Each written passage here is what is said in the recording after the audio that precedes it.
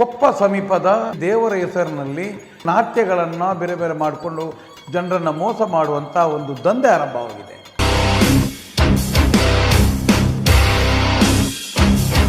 ನಿಮ್ಮದು ಮನೋರಂಜನೆಯ, ನಿಮ್ಮದು ಸಾಹಸ ಕ್ರೀಡೆಯೋ, ನಿಮ್ಮ ನಂಬಿಕೆಯೋ ಇದು ಏನು ಅಂತ ನೀವು ಸ್ಪಷ್ಟಪಡಿಸಬೇಕು.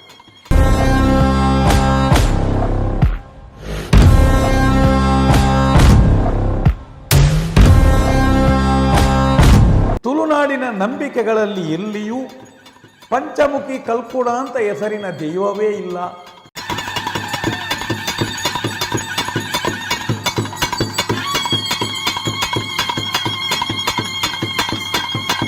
ಎಲ್ಲಿಯೂ 5 ಎಡೆಯ 7 ಎಡೆಯ ನಾಗನನ್ನು ನೀವು ಕಂಡಿದ್ದೀರಾ ಅಂತ ಕೇಳ್ತಾ ಇದ್ದೇನೆ. ಹೆಂಡತಿ ಮಕ್ಕಳಿಗೆ ಸಾಕ್ಲಿಕ್ಕೆ ನಿಮಗೆ ನಿಮ್ಮ ತುಳುನಾಡ ದೈವಗಳೇ ಬೇಕಾ ನಿಮ್ಮ ದಾರಿದ್ರತೆಗೆ?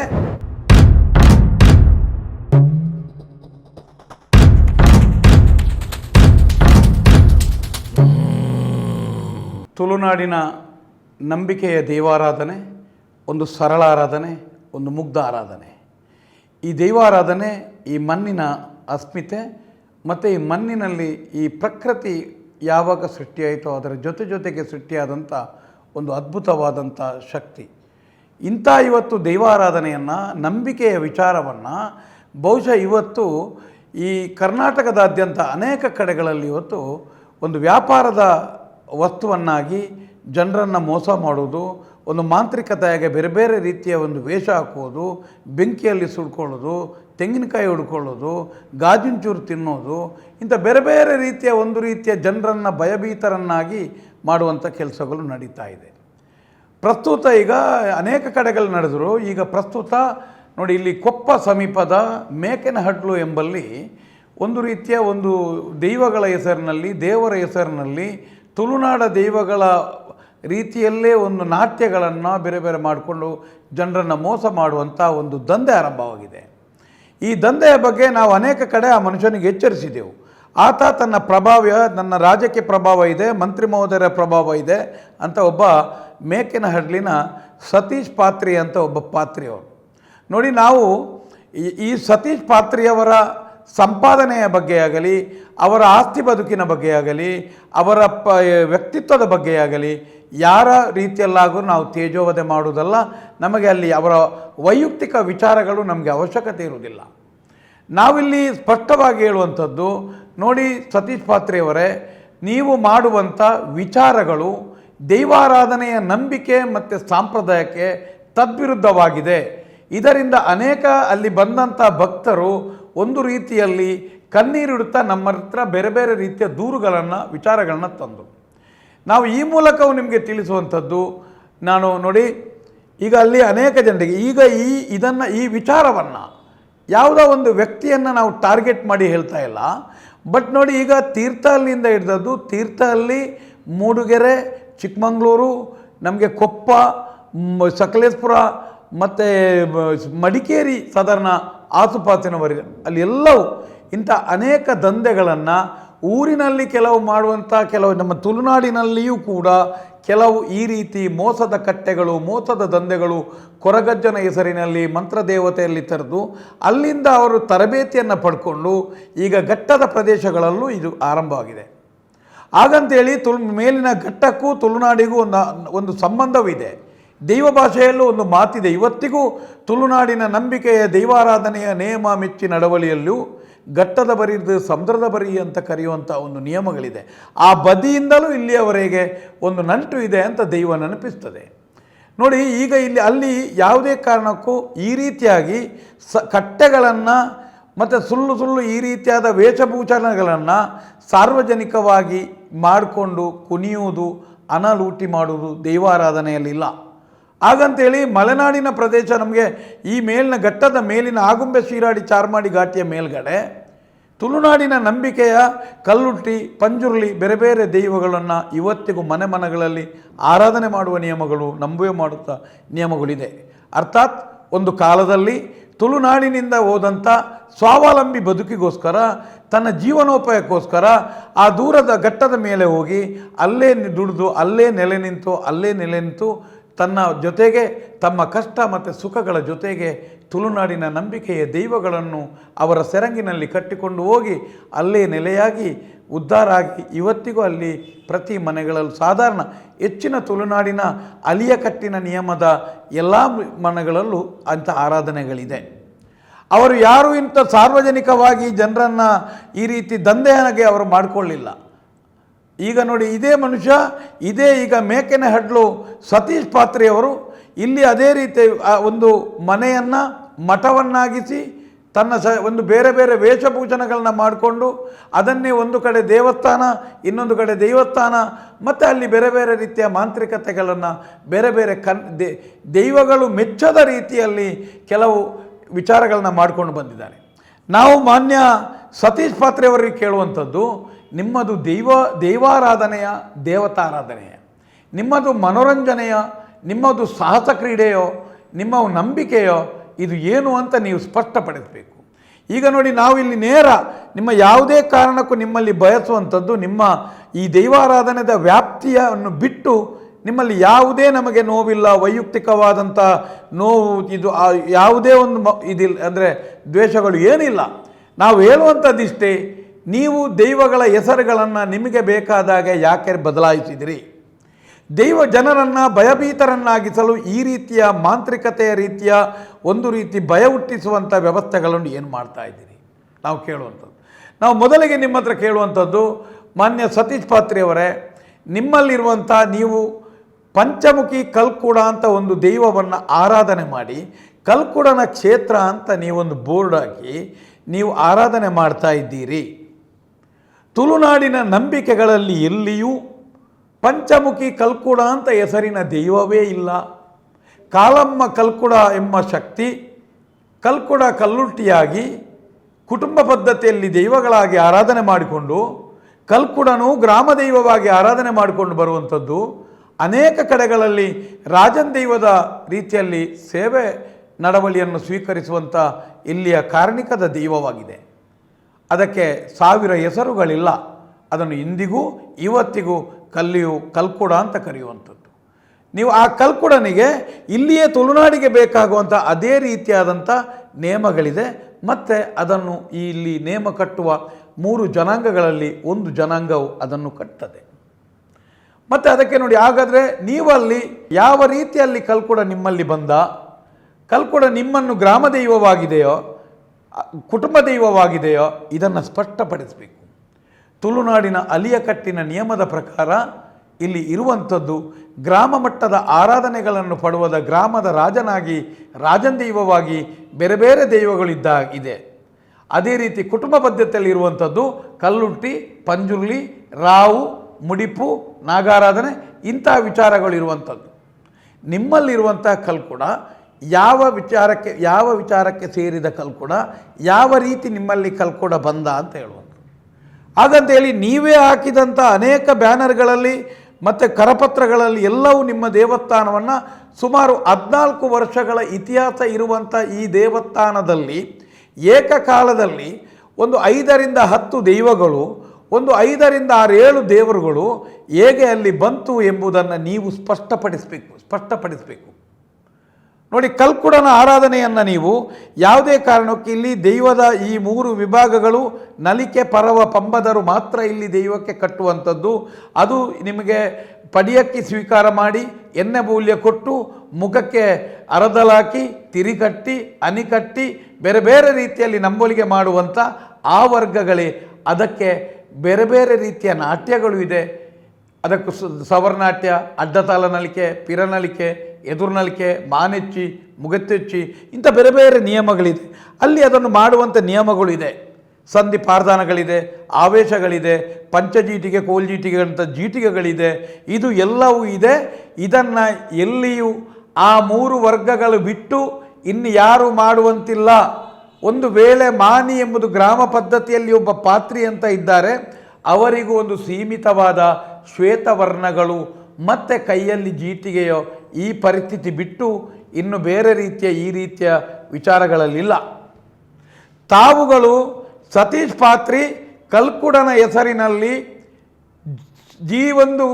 ಈ ಒಂದು ಸೂಟೆಗಳನ್ನು ಬೆಂಕಿಯಿಂದ ತಲೆಗೆ ಹೊಡ್ಕೊಳ್ಳೋದು, ಸೂಟಗಳನ್ನು ಸೊಂಟಕ್ಕೆ ಕಟ್ಟಿ ಕುಣಿಯುವುದು, ಬೇರೆ ಬೇರೆ ರೀತಿಯ ಪಲ್ಟಿ ಹೊಡೆಯುವುದು, ಹಾಗಾದರೆ ತಲೆಗೆ ತೆಂಗಿನಕಾಯಿ ಹೊಡೆಯುವುದು, ಬೆಂಕಿಯಲ್ಲಿ ಹಾರುವುದು, ಜೀಟಿಗೆ ಎದ್ದೆ ಸುತ್ತು ಬಲಿ ಬರುವುದು, ಹೂವಿನ ಅಭಿಷೇಕ ಮಾಡುವಂಥದ್ದು, ಬಿಳಿ ಶ್ವೇತ ವಸ್ತ್ರ ಹಾಕಬೇಕಂತ ಒಂದು ಸ್ವಾಮೀಜಿಗಳ ಅವಧೂತ ಪರಂಪರೆಯಾಗೆ ಆ ಒಂದು ಕಷಾಯ ವರ್ಣ ಕೇಸರಿ ವರ್ಣಗಳನ್ನ ಹಾಕ್ಕೊಳ್ಳೋದು, ವಿಕೃತವಾಗಿ ನಾಲಿಗೆಯಲ್ಲಿ ಕರ್ಪೂರ ಸುಡುವಂಥದ್ದು, ಪಿಂಗಾರ ಹೊಡೆಯುವಂಥದ್ದು.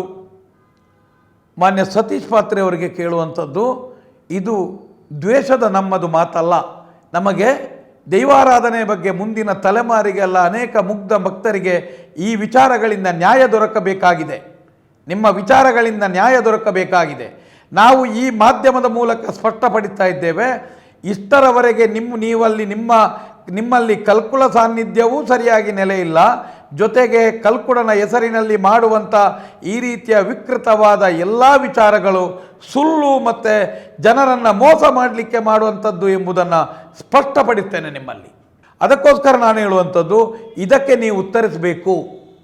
ಜೊತೆಗೆ ನೋಡಿ, ಮಂತ್ರಜಾವದೆ ಎನ್ನುವಂಥ ಶಕ್ತಿ ಇಲ್ಲಿ ಮೂಡಬಿದ್ರೆ ಸಮೀಪದ ಇರುವೈಲ್ನ ಹತ್ತಿರ ಸೂಂತ್ರಾಡಿ ಬರಿಕೆಯಲ್ಲಿ ಕಾಂತನ್ನ ಬೈದ ಎನ್ನುವಂಥ ವ್ಯಕ್ತಿಗೆ ನಿಮಗೆ ಅಲ್ಲಿಂದ ಬಂದಂಥ ಕುಂಟಾಲ ಜಂತ್ರಿಯವರಿಂದ ಬಂದಂಥ ಒಂದು ಜಾವದೆ, ಆ ಜಾಗದಲ್ಲಿ ಇವತ್ತಿಗೂ ಆ ಮನೆಯಲ್ಲಿದ್ದಂಥ ಮನುಷ್ಯ ಇವತ್ತಿಗೂ ಅವರು ಬೇರೆ ಸಾರನೆ ಕೆಲಸಕ್ಕೆಲ್ಲ ಹೋಗಿ ಬೇರೆ ಬೇರೆ ರೀತಿಯ ಕಸುಬುಗಳನ್ನು ಮಾಡಿಕೊಂಡಿದ್ದಾರೆ. ಇವು ಕಾರ್ಣಿಕದ ಮೂಲ ಜಾಗದಲ್ಲಿ ನಾವೆಲ್ಲರೂ ನಂಬುವಂಥದ್ದು ಗೌರವ.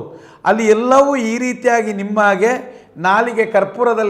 ನಾಲಿಗೆಯಲ್ಲಿ ಕರ್ಪೂರ ಇಡುವುದು, ಮಗುವನ್ನು ಹತ್ತಿರ ಕೂತ್ಕೊಂಡು ಕರ್ಪೂರದ ರೀತಿಯಲ್ಲಿ ಅವರನ್ನು ಭಯಗೃತವನ್ನಾಗಿ ಮಾಡುವುದು, ಬೇರೆ ಬೇರೆ ರೀತಿಯ ನಾಟ್ಯಗಳು, ಗರ್ಭಗುಡಿಯ ಒಳಗಡೆ ದೈವ ಕೂತುಕೊಳ್ಳುವ ಮಂಚದಲ್ಲಿ ಕೂತು ನೀವು ಅವತಾರವನ್ನು ಮಾಡುವಂಥದ್ದು, ನೀವು ಪಂಚಜೀಟಿಗಳಲ್ಲಿ ಸುಡ್ಕೊಳ್ಳೋದು, ಇದು ಎಲ್ಲಿಯಾದರೂ ಸೂಂತ್ರಾಡಿ ಬರಿಕೆಯಲ್ಲಿ ಇದೆಯಾ ಅಂತ ಕೇಳುವಂಥದ್ದು. ಮಂತ್ರಜಾವದಿಗೆ ಎಲ್ಲಿಯಾದರೂ ವರ್ಷಕ್ಕೊಮ್ಮೆ ಕೋಲ ಆದರೂ ಒಂದು ಅದಕ್ಕೆ ಸರಳವಾದಂಥ ಕೋಲ ಕೊಟ್ಟು ಒಂದು ಅಗೆಲು ಸೇವೆ ನಡೆಯುವಂಥದ್ದು ಈ ಸೂಂತ್ರಾಡಿ ಬರಿಕೆಯ ಆದಿಸ್ಥಳದಲ್ಲಿ. ಅದನ್ನು ಮಂತ್ರದೇವತೆಯನ್ನಾಗಿ ಮಾಡಿ ನೀವು ಈ ರೀತಿ ವಿಕೃತ ಮಾಡಿದ್ದು ಇದು ದೈವಾರಾಧನೆಯ ನಿಯಮಕ್ಕೆ ತದ್ವಿರುದ್ಧವಾಗಿದೆ. ಇದು ನಿಮ್ಮದು ಮೋಸದ ಆಟ, ಜನರನ್ನು ಮೋಸ ಮಾಡಲಿಕ್ಕೆ ಮಾಡುವಂಥ ವಿಚಾರಗಳಂತ ಸ್ಪಷ್ಟಪಡುತ್ತೇವೆ. ಈ ವಿಚಾರದಲ್ಲಿ ನೀವು ನೇರ ನನ್ನಲ್ಲಿ ಇದೇ ಮಾಧ್ಯಮದ ಮುಖಾಂತರ ಕೂತು ಚರ್ಚೆ ಮಾಡಬೇಕು. ನಾನು ಇವತ್ತಿಗೂ ಅದಕ್ಕೆ ನಾನು ಹೇಳಿದ ಮಾತಿಗೆ ಬದ್ಧನಾಗಿರ್ತೇನೆ. ನಿಮ್ಮಲ್ಲಿ ಪ್ರತಿ ವಿಚಾರದಲ್ಲೂ ಚರ್ಚೆಗೆ ಬರಲಿಕ್ಕೆ ಸಿದ್ಧನಿದ್ದೇನೆ. ಜೊತೆಗೆ ಇದಾದ ನಂತರ ನೋಡಿ, ಬೇರೆ ಬೇರೆ ಹೆಸರುಗಳು ನೋಡಿ, ಅಷ್ಟು ಕಾರ್ಣಿಕದ ಕಲ್ಲುಟ್ಟಿ, ಪರಮಾತ್ಮ ಪಂಜುರ್ಲಿ, ಅನೇಕ ಒಂದೇ ವ್ಯಕ್ತಿಗೆ 5 ಥರದ ಶರೀರದಲ್ಲಿ ಆವೇಶ ಬರುವಂಥದ್ದು. ತುಳುನಾಡಿನಲ್ಲಿ ಎಲ್ಲಿಯಾದರೂ ಇಂಥ ದೈವಪಾತ್ರಿಗಳು ಗ್ರಾಮ ಮಟ್ಟದಲ್ಲಿದೆ. ಸಾರ್ವಜನಿಕವಾಗಿ ಕುಟುಂಬ ಪದ್ಧತಿಯಲ್ಲಿಯೂ ದರ್ಶನ ಪಾತ್ರಿಗಳು ಇಲ್ಲ, ನಿಯಮ ಇಲ್ಲ. ಗ್ರಾಮ ಪದ್ಧತಿಯಲ್ಲಿ ದರ್ಶನ ಪಾತ್ರಿ ಎಂಬ ವಿಚಾರ ಇದೆ. ಅದು ಒಂದೇ ದೈವ ಬರುವಂಥದ್ದು. ಇಲ್ಲಿ ನಿಮಗೆ ಬೆಳಿಗ್ಗೆ ದುರ್ಗಾ ಪರಮೇಶ್ವರಿ, 12 ಗಂಟೆಗೆ ನಾಗಯಕ್ಷಿ, 1:15 ಗಂಟೆಗೆ ರಕ್ತೇಶ್ವರಿ, 2 ಗಂಟೆಗೆ ಪರಮಾತ್ಮ ಪಂಜುರ್ಲಿ, 3:15 ಗಂಟೆಗೆ ಕಾರ್ಣಿಕದ ಕಲ್ಲುಟ್ಟಿ, 4:15 ಗಂಟೆಗೆ ಮಂತ್ರಜಾವದೆ, 5:15 ಗಂಟೆಗೆ ಇನ್ನೇನ, 12 ಗಂಟೆಗೆ ಯಾರೋ ಸತ್ತ ಪ್ರೇತಗಳಿಗೂ ನಿಮ್ಮನ್ನು ಆವರಿಸಿ ದರ್ಶನ ಮಾಡುವಂಥ ಪರಿಸ್ಥಿತಿ ಅಂತ ಹೇಳಿದರೆ, ಇಲ್ಲಿ ಅರ್ಧ ದಿನ ಎಲ್ಲಾದರೂ ಜ್ವರ ಬಂದರೆ ನಮಗೆ ತಡೆಯಲಿಕ್ಕೆ ಆಗುವುದಿಲ್ಲ. ಹಾಗಂತೇಳಿ ಬೆಳಗಿಂದ ಸಾಯಂಕಾಲದವರೆಗೆ ಇಷ್ಟು ದೈವಗಳು ನಿಮ್ಮನ್ನು ಆವರಿಸಿದರೆ ನಿಮ್ಮ ಬದುಕು ಎಂತ ಆಗಬಹುದು? ಅಲ್ಲ, ಇದು ತುಳುನಾಡಿನ ದೇವಾಲಯದಲ್ಲಿ ಇದೆಯಾ ಅಂತ ನೀವು ಕೇಳಬೇಕು. ಇದೆಯಾ? ಒಂದೇ ವ್ಯಕ್ತಿಗೆ ಈ ರೀತಿ ಬರುವಂಥದ್ದು ಇದೆಯಾ? ಇದನ್ನು ನೀವು ಮುಂದಿನ ದಿನ ಸ್ಪಷ್ಟಪಡಿಸಬೇಕು. ನೋಡಿ, ನಾಗಾರಾಧನೆ ಎಂಬುದು ತುಳುನಾಡಿನ ಇಲ್ಲಿ ಇರುವಂಥದ್ದು. ಅದು ತುಳುನಾಡಿನ ಈ ಅವಳಿ ಜಿಲ್ಲೆಗಳಲ್ಲಿ ಮಾತ್ರ ನಾಗಾರಾಧನೆ ಎಂಬುದು ಸಾಧಾರಣ ನಂಬಿಕೆಯ ವಿಚಾರವಾಗಿರುವಂಥದ್ದು. ಅದು ಸಹ ಒಂದು ನಾಗಬನ ಎಂಬುದು ಸಾಂಪ್ರದಾಯಿಕ ಮರಗಳಿಂದ, ತಂಪಾದ ಪ್ರದೇಶಗಳಿಂದ, ನೀರಿನ ಆಶ್ರಯ ಇರುವಂಥ, ಹೊರತೆ ಇರುವಂಥ ಚಾವಡಿಯ ಬದಿಯಲ್ಲಿ, ದೈವಸ್ಥಾನಗಳ ಬದಿಯಲ್ಲಿ, ಕಂಬಳ ಗದ್ದೆಗಳ ಮಧ್ಯದಲ್ಲಿ, ತಂಪಾದ ಪ್ರದೇಶಗಳಲ್ಲಿ ನಮಗೆ ಇಲ್ಲಿ ಇರುವಂಥ ನಾಗಾರಾಧನೆ. ತುಳುನಾಡಿನಲ್ಲಿಯೂ ನಾಗನ ಕಟ್ಟೆ ಎಂಬುದಿಲ್ಲ. ನಮ್ಮ ಇಲ್ಲಿಯ ದುರಂತ ಅದನ್ನು ಕೆಲವು ಕಡೆ ಮಾಡಿದ್ದಾರೆ. ನಾಗನ ಕಟ್ಟೆಯನ್ನು ಒಬ್ಬ ಜ್ಯೋತಿಷ ಹೇಳಿದ, ಮಂತ್ರವಾದ ಹೇಳಿದ ಅಂತ ಕಟ್ಟಲಿಕ್ಕೂ ಇಲ್ಲ.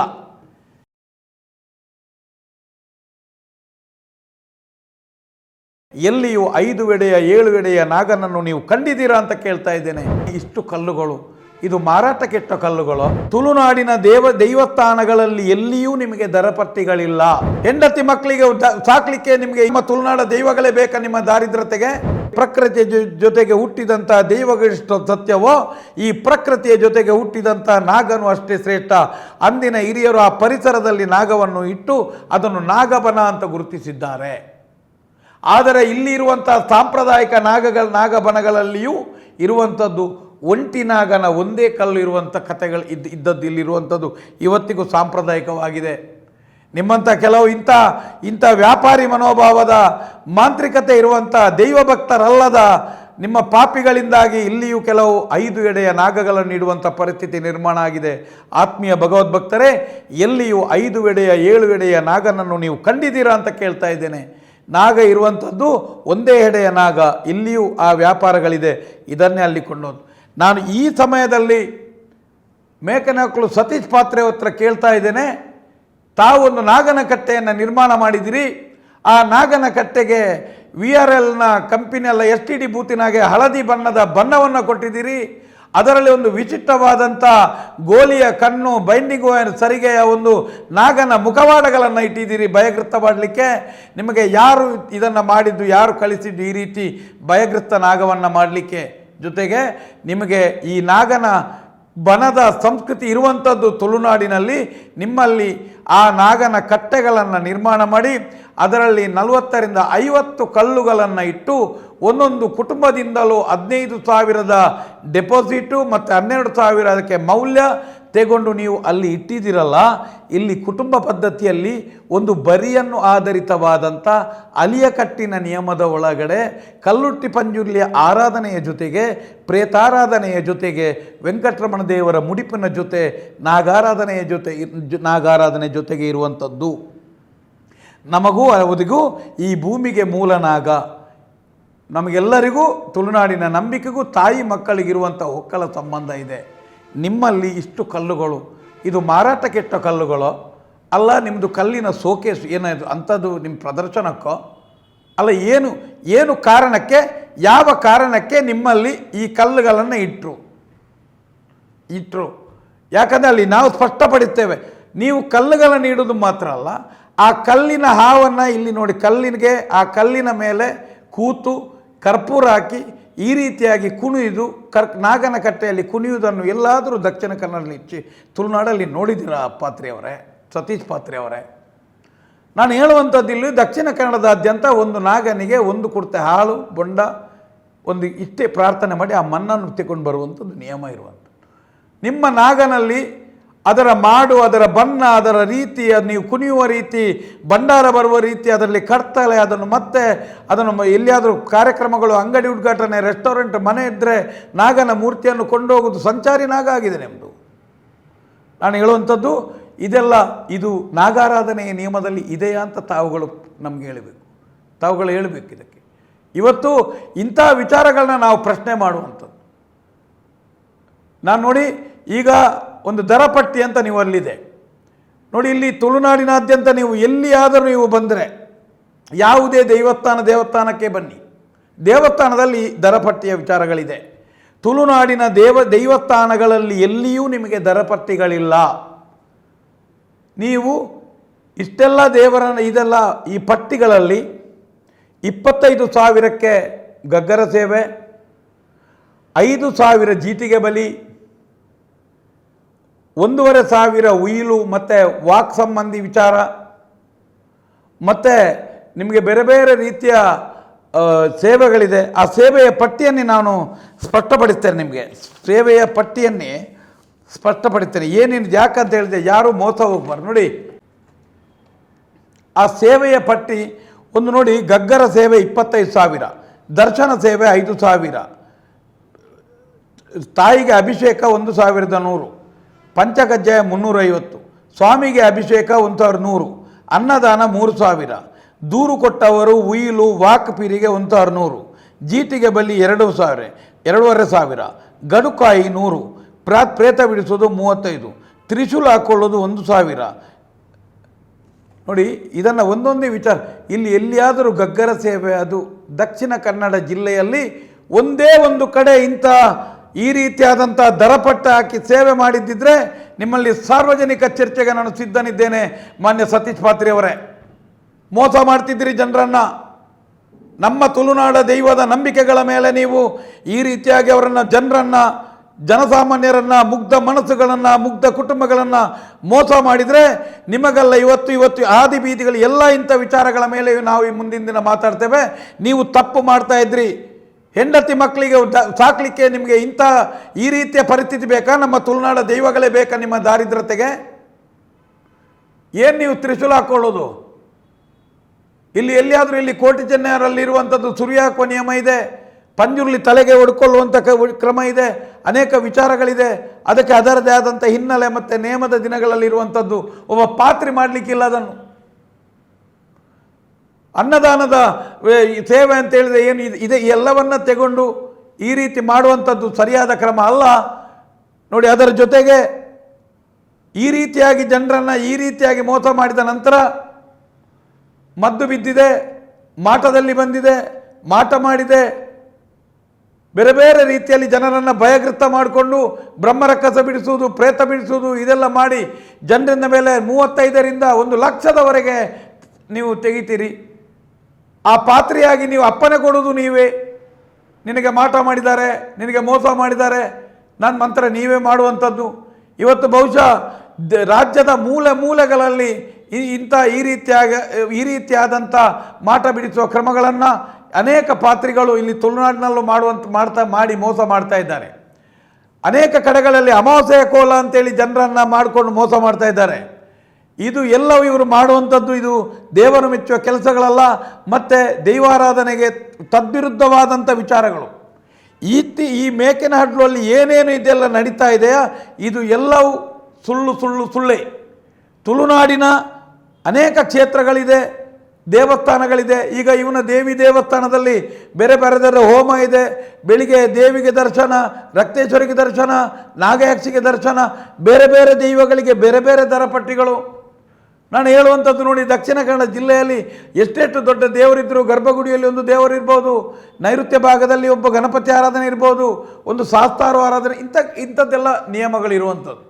ಮತ್ತು ತುಳುನಾಡಿನ ನಂಬಿಕೆಯ ದೇವಸ್ಥಾನಗಳೆಲ್ಲವೂ ಅದಕ್ಕೆ ಸಾವಿರಾರು ತಲೆಮಾರುಗಳ ಇತಿಹಾಸಗಳಿದೆ. ಬಾಣ ಬಲತ್ತನಂತೆ ಭೂಮಿ ಉಂಡಾಯಿ ನಡೆಮುಟ್ಟ, ಸೂರ್ಯಚಂದ್ರಾವರ ಮುಟ್ಟ ಕಟ್ಟ ಅಂತೇಳಿ ಅದರ ಆದಿ ಮತ್ತು ಅಂತ್ಯದ ಬಗ್ಗೆ ಪ್ರಶ್ನೆ ಮಾಡಲಿಕ್ಕೆ ಇಲ್ಲ, ನಡೀತಾ ಬಂದಿದೆ ಅಷ್ಟೇ. ಇಲ್ಲಿ ನೋಡಿ, 14 ವರ್ಷಗಳಿಂದ ಆರಂಭವಾದಂಥ ಈ ಮಾಫಿಯ ದಂಧೆ ಇವತ್ತು ಎಲ್ಲಿಯವರೆಗೆ ಆಗಿದೆ ಅಂತ ಹೇಳಿದರೆ, ಪ್ರಶ್ನೆ ಮಾಡಿದರೆ, ಯಾರಾದರೂ ಬಂದು ಮಾಡಿದರೆ ನನ್ನ ಕಲ್ಕುಡ ನಿನ್ನನ್ನು ಕೊಲ್ತಾನೆ, ನಿನಗೆ ಆ ದೈವದ ಮೇಲಿಡ್ತೇನೆ, ಈ ದೈವದ ಮೇಲೆ ಇಡ್ತೇನೆ ಅಂತ ಭಯಭೀತರನ್ನು ಮಾಡುವಂಥ ಕೆಲಸಗಳು ನಡೀತಾ ಇದೆ. ಒಂದು ಕಡೆಗಳಿಂದ ಈ ಮನುಷ್ಯ ಇವತ್ತು ಈ ತಪ್ಪುಗಳನ್ನು, ಈ ವ್ಯಾಪಾರದ ವೃದ್ಧಿಯ ಪ್ರಮೋಷನಿಗೋಸ್ಕರ ಅಲ್ಲಿ ಇರುವಂಥ ಸಂಘ ಸಂಸ್ಥೆಗಳಿಗೆ ಸಹಕಾರ ಮಾಡೋದರ ಮುಖಾಂತರ ಕೆಲವರು ಅವನ ಬಾಯಲ್ಲಿ ಯಾವಾಗಲೂ ಬರ್ತಾ ಇದ್ದಾನೋ ಅನ್ನದಾನ, ಅಕ್ಕಿದಾನ ಮಾಡ್ತಾ ಇದ್ದ. ನಿನ್ನ ದಾನವೂ ಬೇಡ, ನಿನ್ನ ಧರ್ಮವೂ ಬೇಡ, ನಿನ್ನ ಹಣವೂ ಬೇಡ, ನಿನ್ನ ಏನು ಮಾಡಬೇಡ, ನೀನು ದೈವಾರಾಧನೆಯನ್ನು ಬಿಟ್ಟುಬಿಡು. ನಾವು ಸತೀಶ್ ಪಾತ್ರಿಗೆ ಹೇಳುವಂಥದ್ದು, ದಾನ ಮಾಡು, ದಾನ ಮಾಡದೆ ನಮಗೆ ಬೇಡ. ನೀನು ಈ ರೀತಿಯಾಗಿ ಜನರನ್ನು ವಿಕೃತವಾಗಿ ಭಯಭೀತಗೊಳಿಸಿ ಭಯ ಮಾಡಿ ನೀನು ಈ ರೀತಿ ಮಾಡಿ ಅದರಿಂದ ಬಂದ ಹಣವನ್ನು ದಾನ ಮಾಡಬೇಡ. ಒಂದು ಕಡೆ ಎಲ್ಲರ ಬಾಯಿ ಮುಚ್ಚಿಸಲಿಕ್ಕೋಸ್ಕರ ಅನ್ನದಾನ, ಡೊನೇಷನ್ ಕೊಡೋದು, ಅತಿಥಿ ಆಗೋದು, ಇದು ಕೆಲಸಗಳು ನಡೀತಾ ಇದೆ. ಪ್ರಶ್ನೆ ಮಾಡಿದಂಥ ಭಕ್ತರನ್ನು ನಿನಗೆ ಭೀತ ಬಿಡ್ತೇನೆ, ನಿನಗೆ ಈ ಥರ ಒಂಥರ ಜನ ಭಯಭೀತರಾಗಿದ್ದಾರೆ. ಒಟ್ಟಿನಲ್ಲಿ ಕಳೆದ 14 ವರ್ಷಗಳಿಂದ ಅನೇಕ ಜನರು ಈ ವ್ಯವಸ್ಥೆಗೆ ಮೋಸ ಹೋಗಿದ್ದಾರೆ. ಇದು ಮೇಕೆನಹಳ್ಳಿ ಈ ಕೊಪ್ಪದಲ್ಲಿರುವಂಥದ್ದು ಮಾತ್ರ ಅಲ್ಲ, ತೀರ್ಥಹಳ್ಳಿಯಿಂದ ಸಾಧಾರಣ ಸಕಲೇಶ್ಪುರದವರೆಗೆ ಅಲ್ಲಲ್ಲಿ ಇದೆ. ಬಹುಶಃ ಜಾಸ್ತಿಯಾಗಿ ಕೊಪ್ಪ, ಜಯಪುರ, ಬಾಳೆಹೊನ್ನೂರು, ಗಬ್ಬುಗಲ್ಲಿ, ಈ ಮೂಡಿಗೆರೆ ಈ ಭಾಗದಲ್ಲಿ ಒಂದು 5-6 ಟೆಂಟುಗಳು ಕಾರ್ಯನಿರ್ವಹಿಸ್ತದೆ. ಇಂಥದ್ದು ಮುಂದಿನ ದಿನ ಪ್ರತಿಯೊಬ್ಬರ ಹೆಸರುಗಳನ್ನು ಪ್ರತಿಯೊಬ್ಬರ ವಿಚಾರಗಳನ್ನು ನಾವು ಈ ರೀತಿ ಸ್ಪಷ್ಟಪಡಿಸ್ತೇವೆ.